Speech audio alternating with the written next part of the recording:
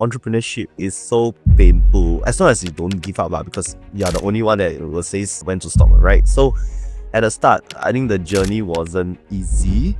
I genuinely know that I'm trying to solve a problem. Today I have with me a founder of Invade. So welcome, Kent. You might have seen some of his events all around our sunny island of Singapore, all the way from mainland, all the way to Sentosa. He has been activating spaces for the past 10 over years. So circuit breaker, April the 6th, 2020. It was my first Zoom town hall where I faced like 40 faces, uncertain about the future. Then we were like, what's next?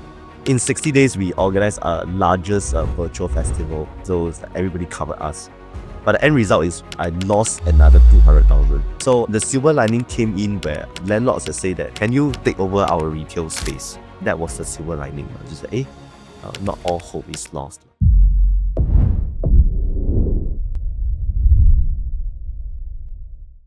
All right, hi guys. So welcome to an episode of our S2S podcast, and I have with me a very interesting guest today. You might have seen some of his events all around our sunny island of Singapore, all the way from mainland, all the way to Sentosa. He has been activating spaces for the past 10 over years, and today I have with me a founder of Invade. So welcome, Kent. Hello, hi. Thanks for the opportunity. Hi, Mark. Hi everyone. Right. So maybe Kent, tell us a little bit more. Like, what does activating spaces mean?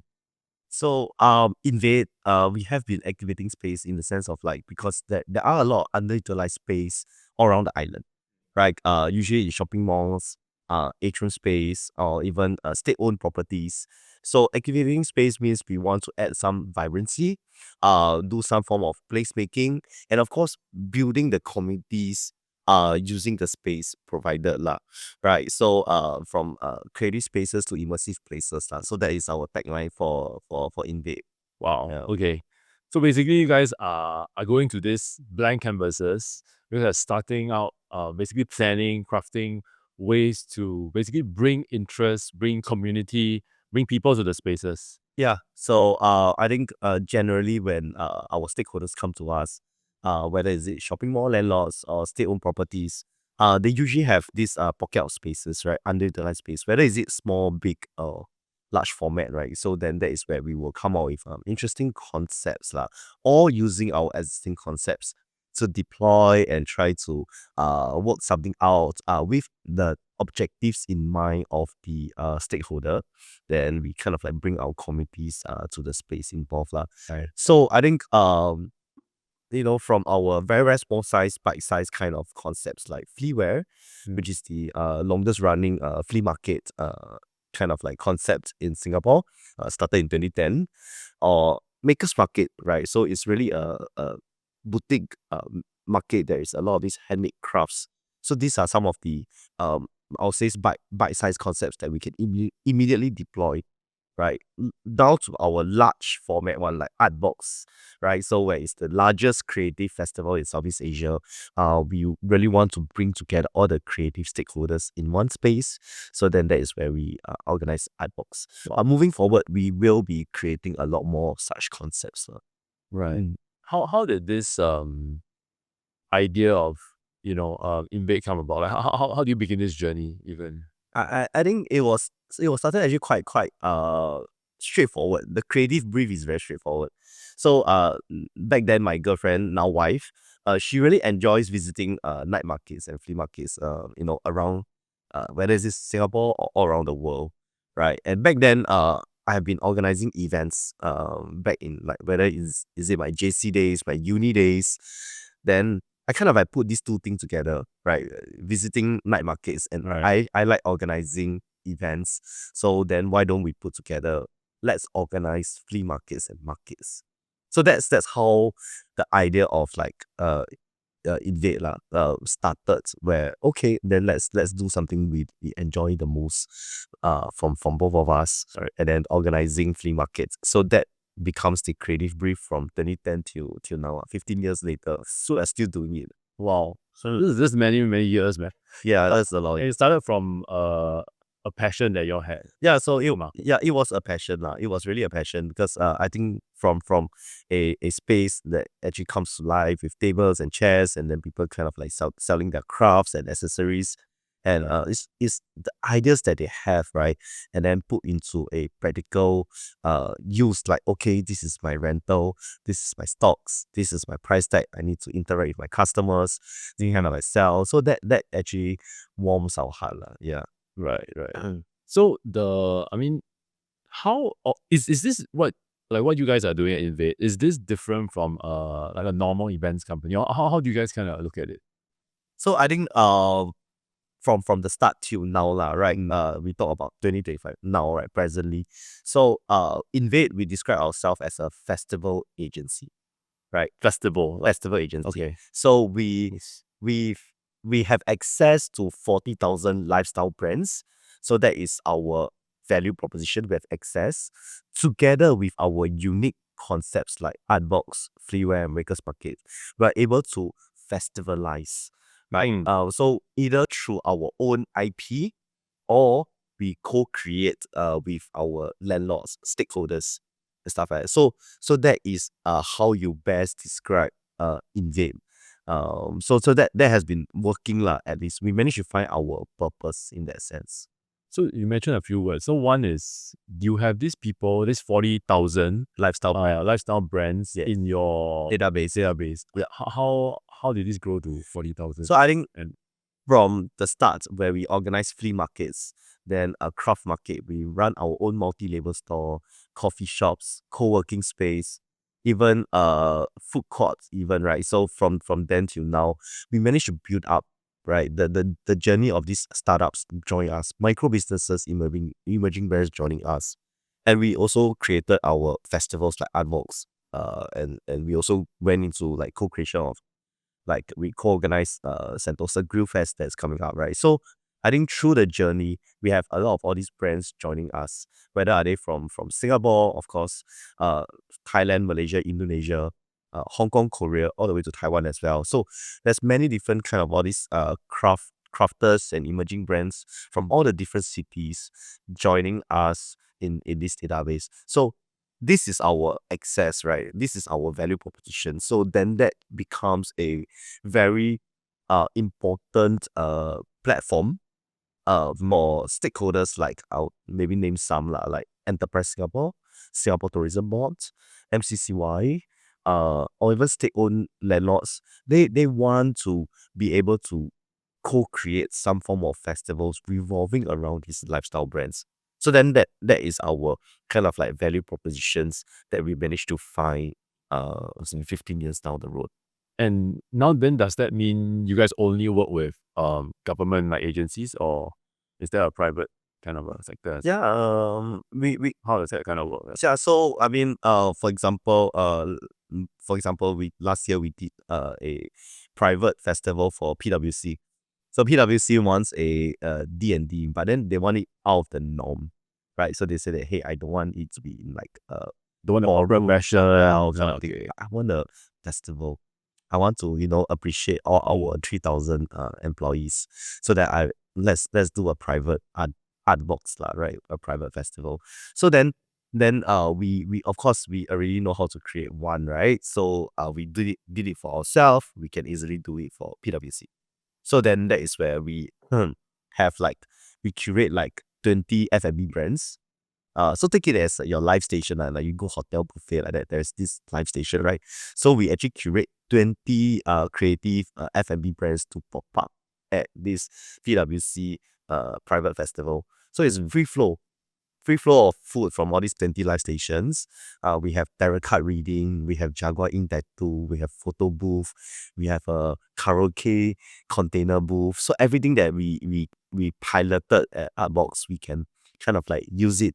All these ideas is really very creative, and then they love it so much that they have this PwC private festival. Right. So basically, you just created a mini art box for a client. For their stuff. and Wow. the whole journey has been very refreshing. And the moment the chairman came in and said, I love this. Yeah, this is something that's like very, very different from their usual ballroom setting. Okay.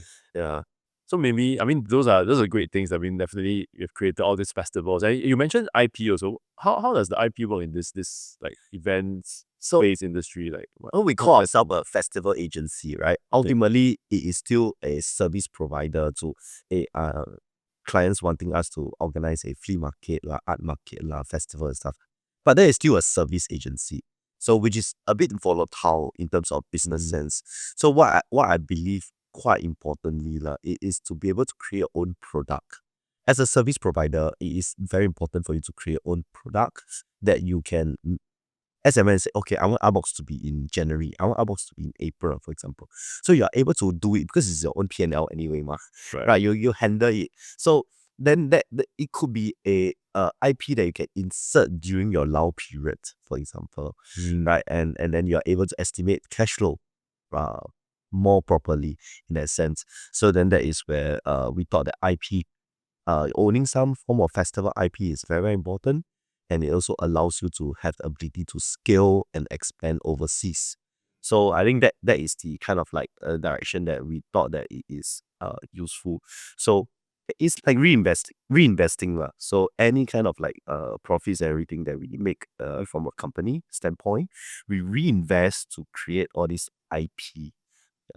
Is this I'm just trying to, I mean, for the audience who's also watching this, like I think this is it's quite a new concept, like IP for a festival. So what does that mean actually? Like, do you, for example, do you own the name Artbox? Do you own like how the festival is run? Like what does that mean? Yeah, you're quite right. So for example, like if you talk about music sense, there's Ultra Music Festival, there's Gout, right? So or there's Waterbomb, right? So these are some of the music festival IP. So we create our own festival IP like Artbox and Shilling, even for our fleaware makers, right? So other than the brand name and brand ownership, of course you have to do your necessary trademark protection and everything. You also have your know-how, right? Step 1, step 2, the onboarding thing. You also have your kind of like your processes that you probably want to IP fight, right? So there's a whole process, workflow, documentation, how the sign must be used and all this. I think ultimately, right, it's more of like cracking the code. Because again, IP is like can earn money or not, right? So cracking the code, right? If you can't even crack the code, like, okay, today I want Artbox to go to Malaysia, today Artbox wants to go to Australia. Can we crack the code that it is very scalable, repeatable? The moment you go overseas, you already have the P&L, you already have that margin, the forecast, the projections that it has a potential, a high potential of making money. Okay, yeah. So since we're on this topic of moving overseas, I guess the next question, maybe as a like a business owner or somebody watching this, so when you scale, is this like a franchise model? Do you guys have a partner there, work with another event partner? They bring basically all your IP, you kind of plug and play, and then just maybe tweak a little stuff to make it more culturally aligned and stuff like that. Yeah, so you're right. So we enter into what we call a JVL, joint venture licensing arrangement. So a joint venture licensing arrangement is we have that we set up entities overseas, and then they have the license to kind of like run the show.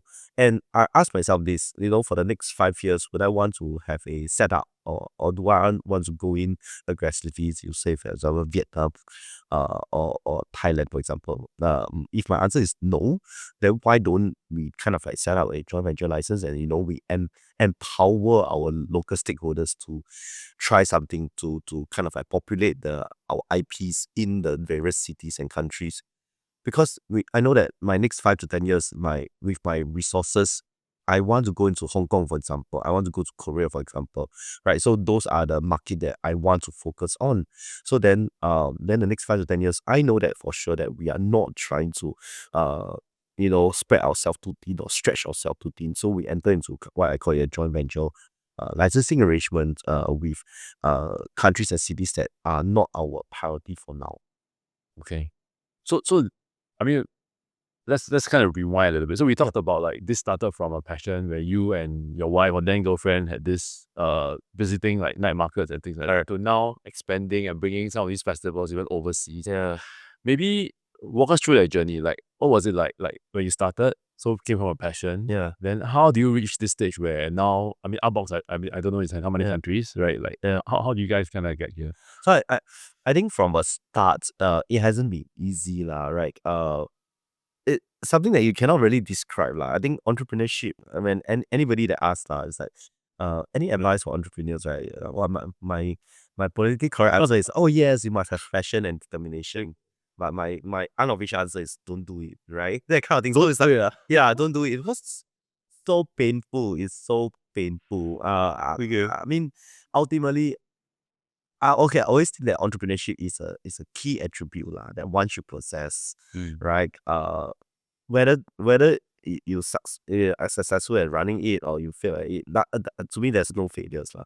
It's just you just need to take a different path, right? So from there, with the entrepreneurship skills that you attribute that you possess, with the network, with the experience, with the know-how, you kind of like able to craft another journey from your own, as long as you don't give up, because you're the only one that will say stop, when to stop, right? So at the start, I think the journey wasn't easy, but I guess when I genuinely know that I'm trying to solve a problem, right? Like, okay, as a retailer, as a craftsman, today if I want to try and sell my stuff, where do I go? We talk about 15 years ago, right. It's 2010. Yeah, it's nowhere I can rent a push cart right? And whether at Suntec City, it'll probably cost you $6,000 a month kind of thing. You want to try that? We know with 1 year arrangement and you 2 months deposit, 3 months deposit, you probably 20K, 30K out before even learn to try anything. Capital outlay, right? Or you can just rent a flea market booth at Scape for $60. $60 and get rent a booth. Yeah, back then, right? So it's like, it's like 20K, 30K out versus $60. Try lah, right? So $60 I try, right? So that actually, that I see some opportunity there that I'm genuinely creating for micro businesses to try something, right? So that got us going lah. Our first successful launch at Scape, where every weekend we organize a lot of flea markets. Then from there, then I see that, hey, I see a lot of people starting to make their own things. So that I created Makers Market about 3-4 years later. Make the things as in they're crafting things. Right. Okay. Then after which the makers say that, hey, we don't have time to sell our craft. Can you help us sell? So then I created a multi-label store, right? So then I help people to sell. So it's a bite-sized departmental store of sorts, right? So we call it Space Invasion, right? So it's a multi-label store that we pop up at Cathay, Sydney, Orchard Gateway, I think multiple. I want to Katong also. So these are, I'm just visualizing. So this is a store, as a pop-up store. It's not a store. You don't rent the space. It's a storefront. It's a proper storefront. It's a real store. Yeah, it's a storefront. And then inside there's multiple labels there. Correct. Usually it's brands. 1 year to 3 years arrangement. Yeah. So you rent it from the landlord. Yeah. And then you tend to become like the master tenant. And then mini tenants who kind of put their products with you. Yeah. So it's it's a multi-label kind of like concept. Right. Yeah, so that was that. Then at 2017, a lot of these brands are telling us that they want to have office space because they want to have a space that they can come together. So at 2017, that is where we come up with Singapore first co-making space for the creatives. So it's like co-working, but we want to really solve that problem. So we have a common photo studio. We have common workshop studios. Because again, as a craft, sometimes I need a workshop, but sometimes I don't need. Right? So the shared resource space. Anybody can book and use. Correct. Then the photo studio is the most popular. It's like every single day, the makers, the businesses, basically we have a 30,000 square feet space at Katong Point, 30,000. So then a lot of these makers brands, right? They say, hey, it's brilliant because I don't need a photo studios 24/7. So I don't want it to be under my OPEX, right? But I don't mind renting it as and when. So a lot of all these makers are saying that this gave them an edge to fight for certain deals or compete in front of their fight for the better pitch in front of their clients. The clients will actually, hey, you have a photo studio. I mean that already is edge above a lot of these production houses. And then, but yet it's not under their OPEX directly, right? So that actually gave them some businesses. Yeah. So that's basically like helping the makers to build some form of leverage that they don't have this park under their OPEX, right? They can still have access to it when they need it. Correct. But then, of course, COVID hits 2020. Yeah. So then that is all altogether another pain. Yeah. I guess that's one of the biggest questions I want to ask you. Like, what happened during this circuit breaker COVID? Like, events, festivals, I'm sure we can't go out. We can't hang out. Yeah. So what happened? Yeah. So circuit breaker April the 6th, 2020. You remember clearly kind of thing. So it was my first Zoom town hall where I faced like 40 faces. You know, uncertain about the future lah, right? These are your internal stuff. Internal stuff back then, right? So then we were like, what's next? Because like events, we kind of like we don't know how to move forward, right? All the government agencies are saying that you need to pivot, this is a new normal, all this lingo, right? So think virtual and stuff like that. So that was the biggest kind of like, wow, where do we go from here, right? Back then, probably all the 1,000 other events companies face the same crossroad. They're probably like, where do we move forward, right? So then which path should we take? So then that is where I say that, okay, let's take the hardest path up. Let's continue to operate as an events company. Anyway,做什么都死了, right? That kind of thing. So why don't we just choose the hardest path and just continue to operate as an events company and see where this goes? So in 60 days, we organized our largest virtual festival.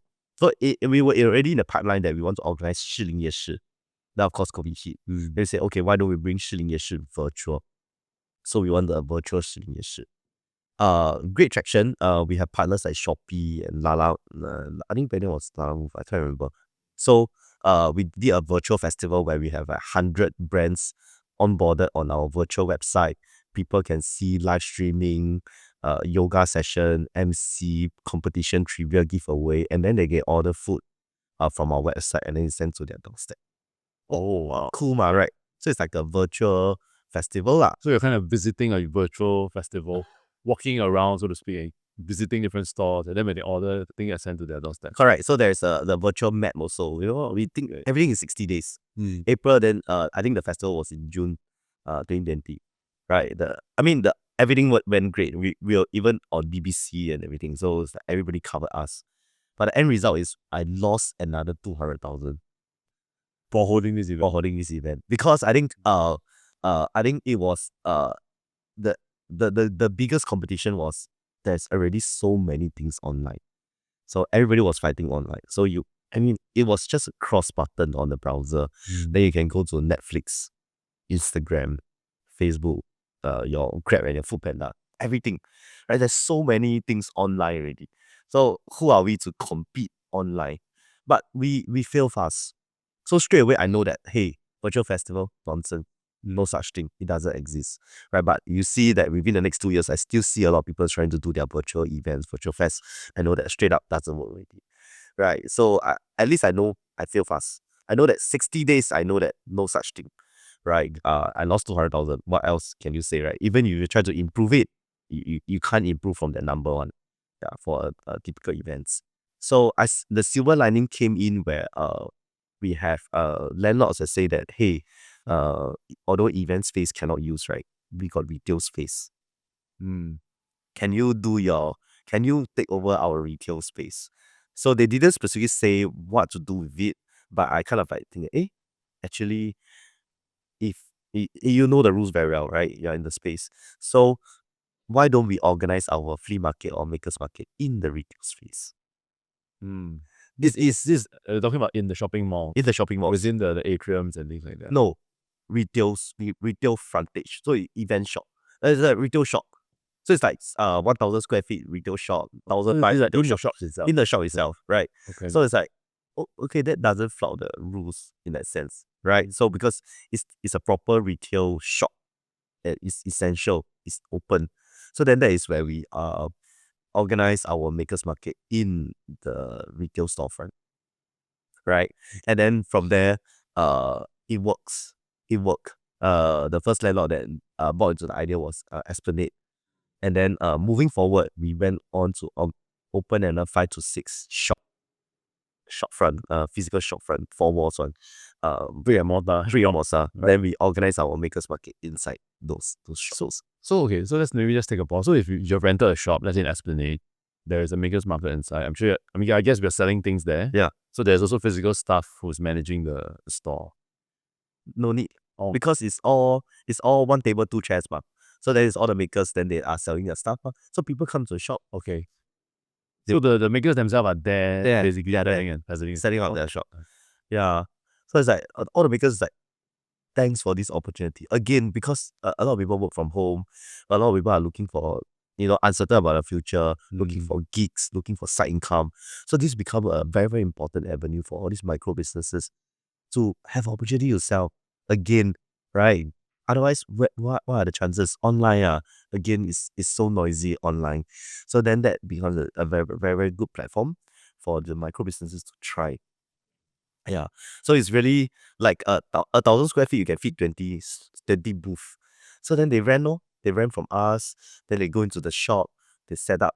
We have like a 20 booth assigned to them. So of course we have our coordinator to manage and say that, okay, you can set up here, you can set up there. Then kind of like it's an opportunity for them to sell. So then that was the silver lining. Just say, not all hope is lost. So that is where we managed to find opportunity. I always think that um you are the most original when you have really nothing to work from. It's like you have it's where you have like absolutely no resources and you really have to crawl or all sort of ways to push up and then come up with the idea. It's really the case, right? When you thought that no events can happen, and then no atrial space, no physical events, virtual events doesn't work. What else can you do? Yeah. Okay. So this was basically a pivot in the sense we can hold events in open spaces, but you can do it in a mall. Retail shop. Yeah. Okay. So that was that, and then it actually ballooned into a crazier idea. That's where 2020 year end is where CAG said that, hey, CAG is Changi Airport. Group, right? Say that, hey, Terminal 4 is not open. It's not going to be open. It's going to be closed for a very, very long time. So then they positioned that Terminal 4, it was crazy, as a temporary shopping mall. So temporary shopping mall. Temporary shopping mall. In T4. That was before it was operational. It was closed, right? So because COVID, Okay. for a time without a known date when it's going to open, So then they kind of like position it as a temporary shopping mall. Is then suddenly it can open already for a shopping mall concept, right? So then that is where we have like we did a dino festival, a dino fest in T4. So like your check-in counter, your ticketing counter, to your food court, to your space. Overnight we actually change it to a temporary shopping mall where we have like food booth, workshops, retail shops and everything. Then it was there for 1 month. So then that is some of the original kind of like ideas and concepts that we managed to push through together with our stakeholders. Yeah, so it's really a temporary shopping mall. So that was the first time that I actually understand the idea of ticketing. So it was a ticketed event for this Dino Fest at Terminal 4. So you bought tickets to come into this festival. The temporary shopping mall, right? Yeah, Right. temporary shopping mall. And then once you go in already, there's a roving reptiles around the whole T4. Can you imagine that happening? And then you can paint your own dino eggs. You can buy some of the dino craft from all our stores. Yeah, then you can eat some of the dino food at the food court. There was a food court at the terminal, and then we kind of like curate some of the F&B brands to pop up. Yeah. Okay. So we sold about 50,000 tickets for that 10 over days, 17 days. Wow. Yeah. That's a lot of people Yeah. in T4. Yeah. Okay. Yeah. So maybe I mean, through our conversation, I keep hearing you mention like the makers, right? Like how do you feel about them? Like is there I don't know, like is there something deeper within you? Like are you doing something specific for this group of people or this community? Like So I think presently, uh, we managed to find our purpose in that sense, because it's a journey, it's a journey. So to us, our makers, our brands, our micro businesses, they are not our customer per se. They are our content, they are our partners that we go into collaboration, we co-create with them, right? Yep. So the purpose of 15 years down the road, we kind of like know that why are we here for, and the organization and our stakeholders able to unite stronger with a common purpose, the corporate purpose. And then I think it was really true. I have a friend who joined NVPC, National Volunteer Philanthropy Center, and kind of like open my mind about corporate purpose, like why your company, like why do you exist? What's your Why real do you- cause? Yeah. Right. So then that is where from there we ideate, we brainstorm, we went for a retreat and realized that hey, we are really trying to be a platform for the next generation of creatives. Full stop. It's very, very short, simple, and sweet, right? Whatever we do, we are just trying to enable and empower, right? So that gives meaning, right? To the corporate purpose, and then of course, more importantly, is to align with your internal teammates, lah, right? Your colleagues and everything, on like is this what you believe in? Number one. And then what is your personal interests and personal purpose? Does it align? And let's explore and try to align. Right. So from there, that is where we think that this is something that we probably want to do it for a very, very long time. What is the biggest like challenge these makers usually face? These creatives. I think that I mean the macro factors don't need to say really lah. The market size too small lah, high rental rate lah, cost of goods is very, very high lah. So I think what we probably can try to solve or attempt to support is sales channel and marketing channels lah. So I think the common denominator, regardless your craft, regardless your brand, regardless your services, regardless are you selling are you a restaurant or selling food, I think a common denominator probably is you probably want more marketing and more sales channel. Right. That one is common. Cannot run one. It's everybody probably around the same. So then that is where we try to support them or enable them in that sense. So by enabling them to through our pop-up, through our festivals, it is a good sales channel, a marketing channel, right? And so that something that I think that we can all agree on, right? Is at least no matter what kind of B2C business, it's always good to have a touch point, right? Affordable touch point, efficient touch point, right? Then pair with some of the marketing support that we are doing, earned media, paid media, your boosted ads and everything, so that actually supports or enable them to kind of like reach out to more audience, right? So that's something lah. But beyond that lah, we have government agencies coming to us and say that hey, beyond just sales channel, marketing channel, is there any other problems that you can help to solve? For example, manpower. So these are some of the things that we are dwelling deeper with some of the agencies. Okay. When you say manpower, as in the thing whether there's opportunities for the common folk out there to kind of work with you guys, things like that. So well, I mean again, the problem is how do you come with the idea and how do you interpret it and how do you execute, right? Right. So then that is where we are trying to come up with a unmanned retail festival. So it's like, okay, it's a common problem. So it's like a one concept to solve many problems. So for example, okay, so one liner, unmanned retail festival. So number one, it does create some form of new sales channel and marketing channel for retailers. Number two, it does maybe try to pilot and try to solve manpower, because again, manpower is Well, there's a lack of manpower to Alright, all these. manpower to and So the just oh. they out operationally, they have to man their shops, man their shop front already. Where's the kind of like resources, extra resources to kind of like, oh, these are pop up, okay, I want to deploy. Very, very challenging. Then it also adds vibrancy to cause festival, add vibrancy to the space that we're trying to create. And lastly, it is also an opportunity for Invade to create a solution for subsequent retailers and F&B players. So with all this in mind, that is where we come out with this unmanned retail festival that we are piloting for, I think, 2 weeks long. So it's something that's started already? Yeah. Started. Down the road is I think in October period that we are launching this concept. Okay.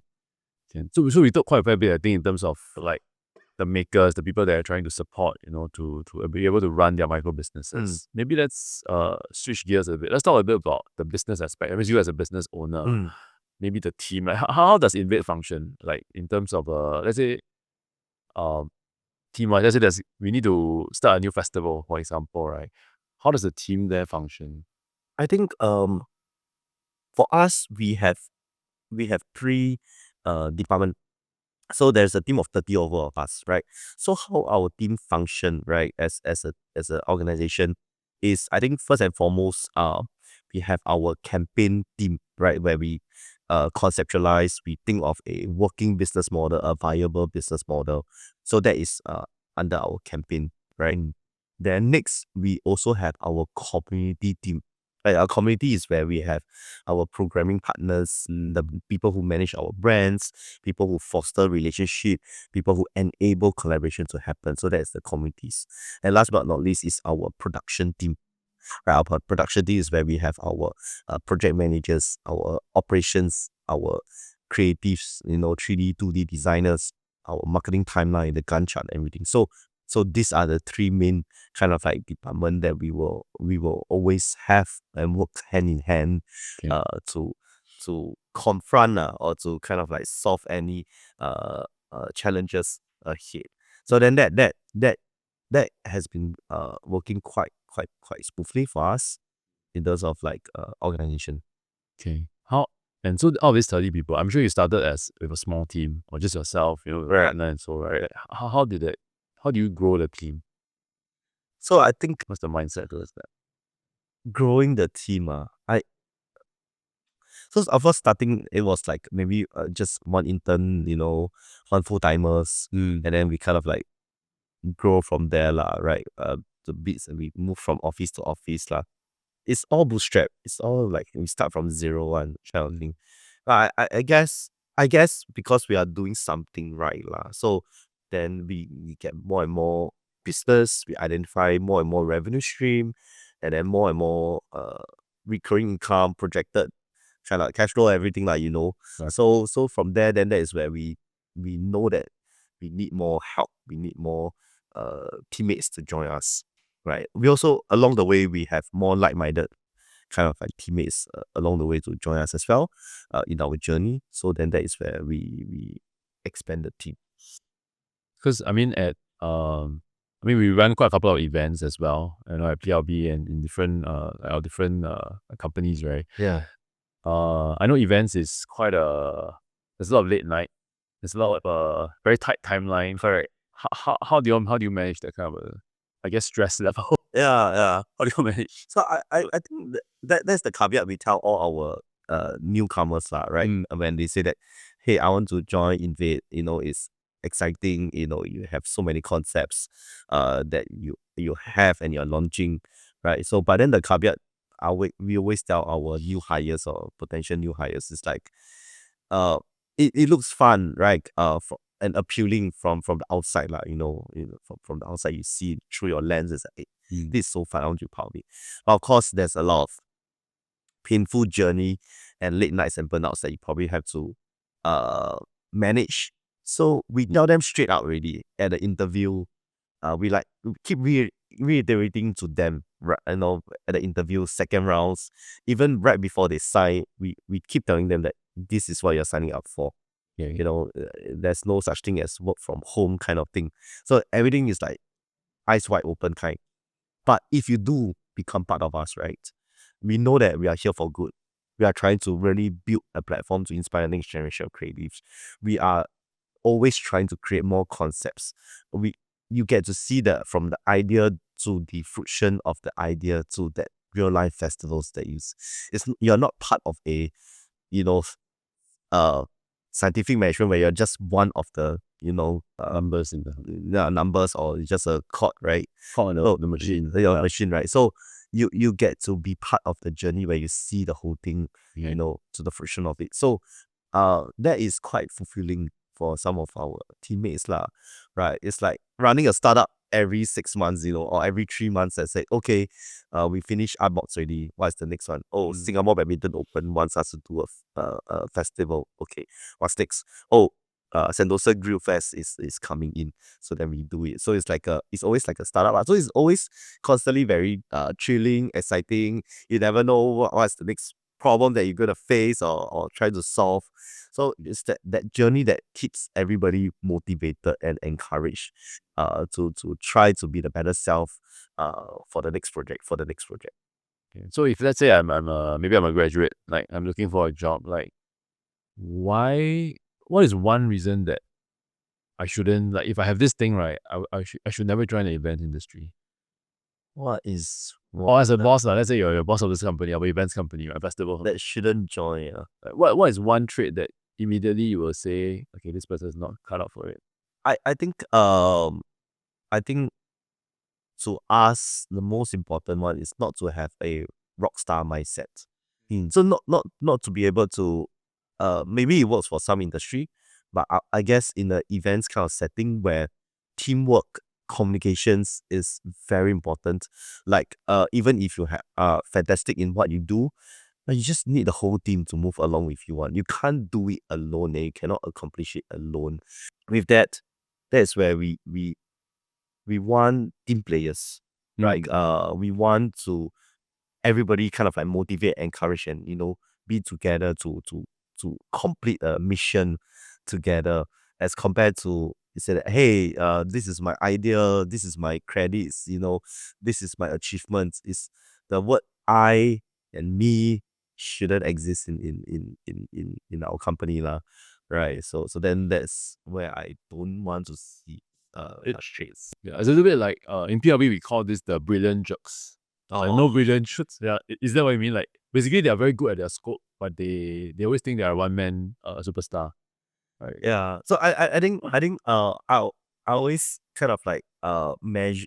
I always have this table where it's high performance and high trust. Right. That's the Navy SEALs Really? group system also. Okay. Yeah. Yeah. So it's like high performance, low trust versus high trust, low performance. Who I get lah?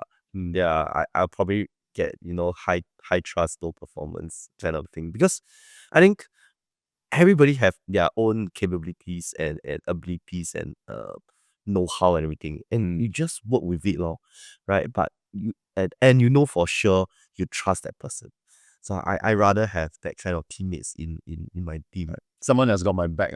Yeah. Very Yeah. good. Because I think once you have that trust, that the mindset is correct, the attitude is correct, the personality is somewhat correct lah. Right, then that is where you're able to work hand in hand. Say, hey, you got my back and stuff like that. I mean, surely there's things will go wrong or go haywire and everything. Can't be helped, right? It will happen.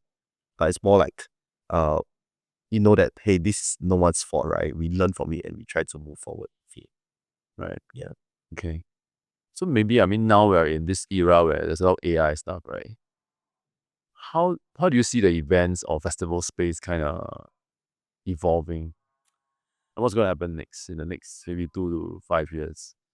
I think that we really must be receptive and keep an open mind towards technologies like AI and everything, AI agents and everything. I think the mindset of a company or organizations, right?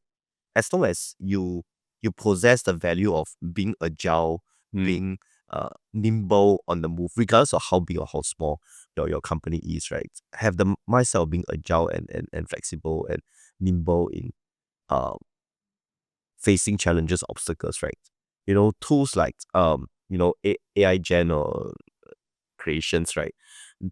These should be tools to support, elevate, right? And as long as you stay agile and nimble and receptive, right, then probably it's very important to embrace and try to be on top of it, right? So I think moving forward, it does affect. I think it will affect the teammates that we have. Should adopt the technology and embrace and then learn and then have the, give the correct prompts, everything, and maybe value add to the stakeholders more with such tools available. We can probably speed up in terms of productivity and efficiency. We probably are able to maybe have a better running show, right? Timeline is tight always, right? So it's never a perfect event, right? But then with such tools, maybe you can speed up the planning process, speed up the processes, and then give you more time to allocate resources to create a stronger event or better concepts. So I I do see that happening quite quickly. That's number one. Number two, ultimately I'm in the commerce kind of like space, right? Events and commerce kind of space.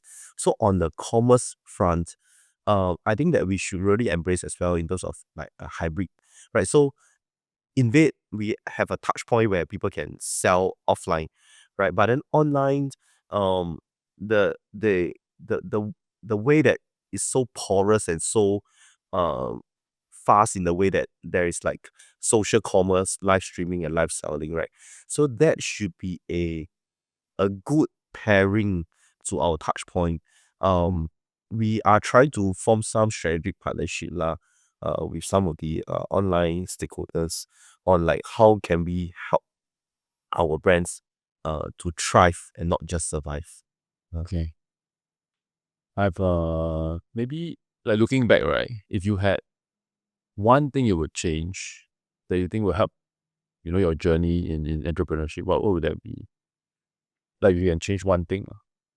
One thing, so looking back I think there's no such thing as regrets right?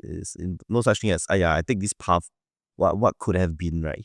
You don't have time for the what if, or what if this path is this way? You wouldn't know already. Let move forward, right?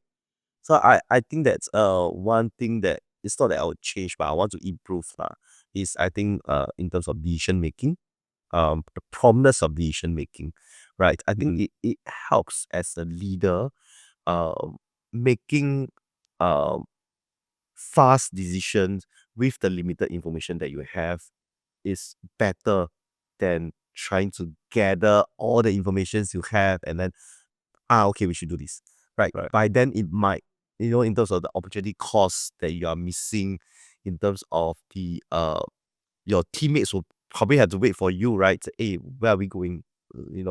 Sir, where are we, like, team leader, where are we going with this and that?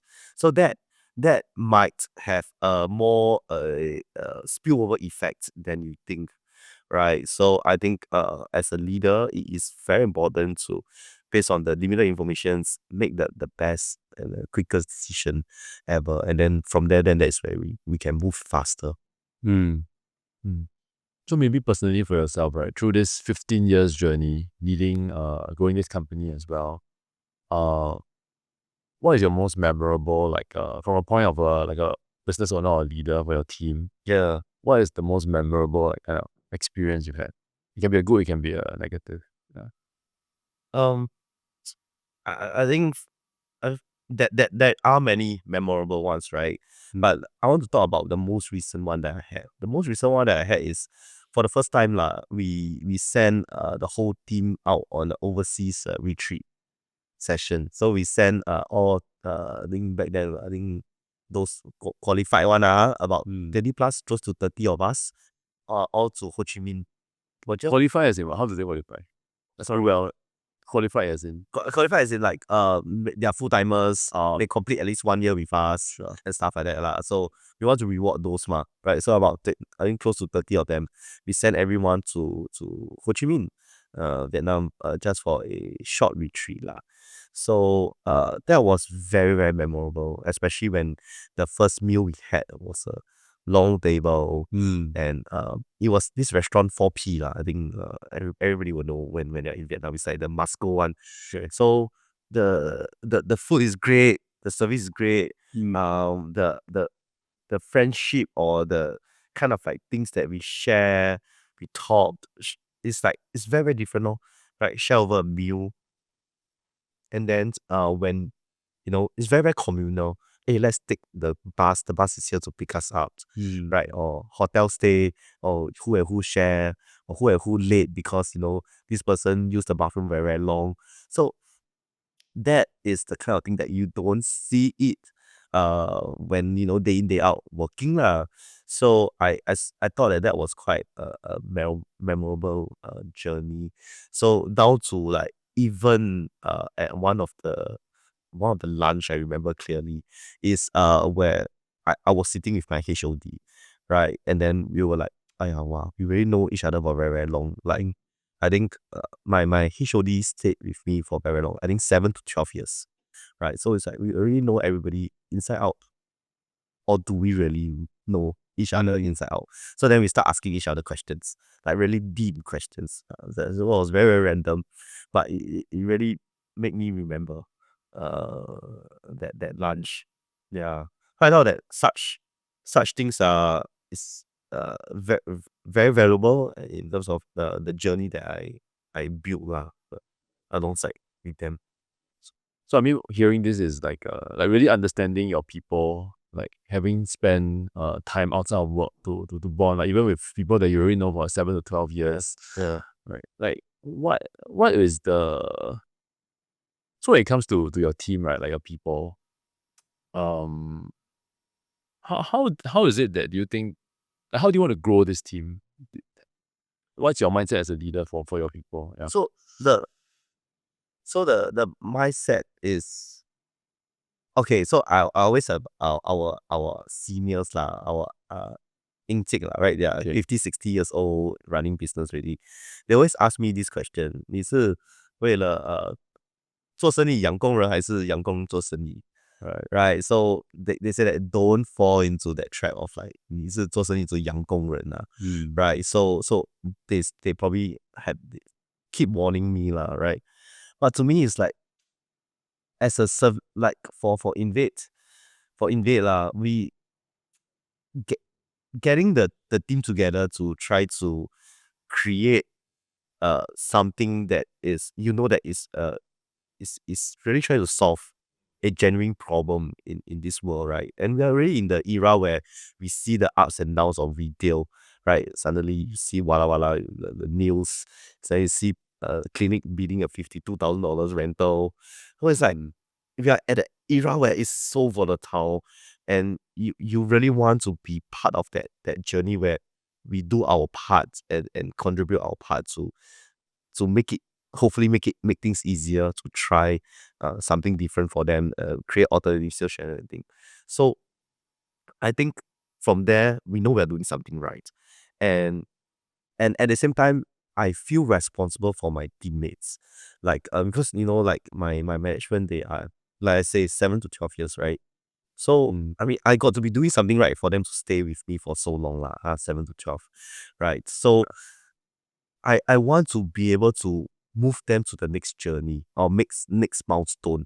So then that is where we are trying to expand or scale or grow internationally lah.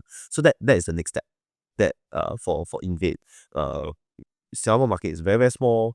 We tried to get out pre-COVID, and then right now post-COVID we managed to pick up our strength again, to try to venture out again. I think that is the mindset that I have as a leader. I want them to move from beyond just GM of managing our own Singapore operations. Can she grow into a regional GM of like managing all the different markets that we have? So then that is where we can collectively grow the company. So basically, you're saying if you're creating new opportunities so that your team also has this like a wider risk Exposure lah, right? exposure, Yeah. and they can grow in other, basically grow in their career as But well. I say it's a journey lah. It's a journey, right? Whether will I really be able to achieve that, I don't know. But with what I know, with the resources, everything, I want to enjoy the journey as much as possible. Yeah, I think that's all I can do anyway, right? Okay. Yeah.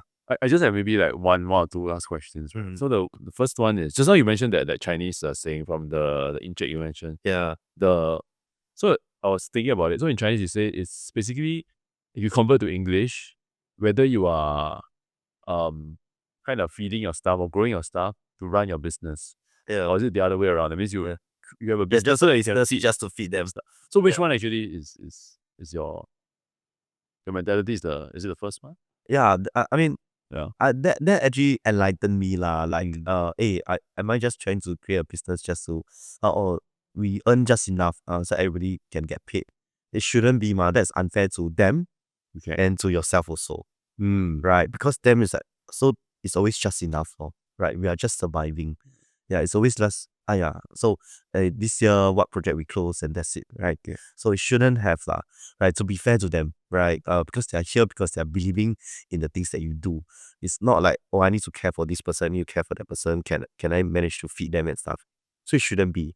So it should be they all are here because they believe in you trying to achieve certain things, right? Trying to solve certain problems. So then can together as one create that business where we can grow. Yeah. So you're grooming up the people so that you can also basically expand the business, grow the business. Yeah.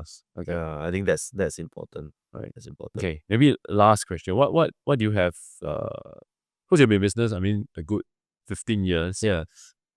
What is let's say you give one advice to maybe a 20 something year old, right, who's going to start his business or her business, what would it be?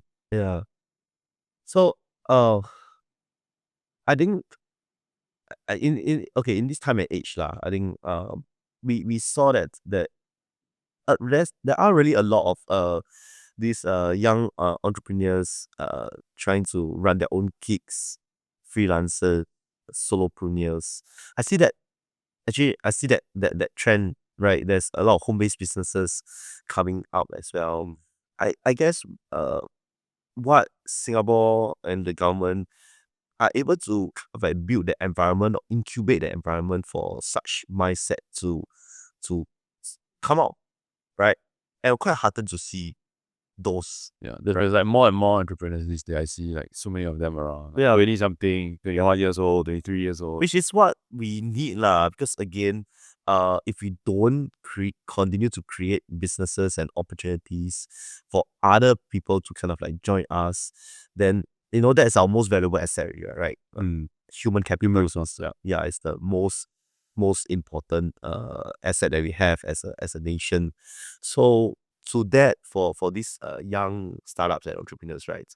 I just want to say that well, the environment is a lot more vibrant nowadays. There's a lot more resources nowadays. There's grants, there's help, I think National Youth Council is doing a lot of things. To all of them, right? I just want to say that as long as you know that you are here to solve a genuine problem and you genuinely believe in what you do, right? Then continue to stay on that path lah. I'm sure that path is long and windy. There's many different splits that you probably have to take and figure out. But as long as you continue to walk, right? You might land somewhere, and you will land somewhere. Yeah. Okay. Right. So yeah, Ken, thanks so much. I think the work that you're doing, right, hearing from you, activating all these spaces, invading the spaces in a good way, Yeah. creating all these different festivals, and also at the same time taking care of the community, the creators community, all these smaller businesses who are starting out. I think that's definitely you're doing good work. Yeah. Really a pleasure to have you on the show. Thanks. Thank you so much. Thank you for the opportunity. Thank you.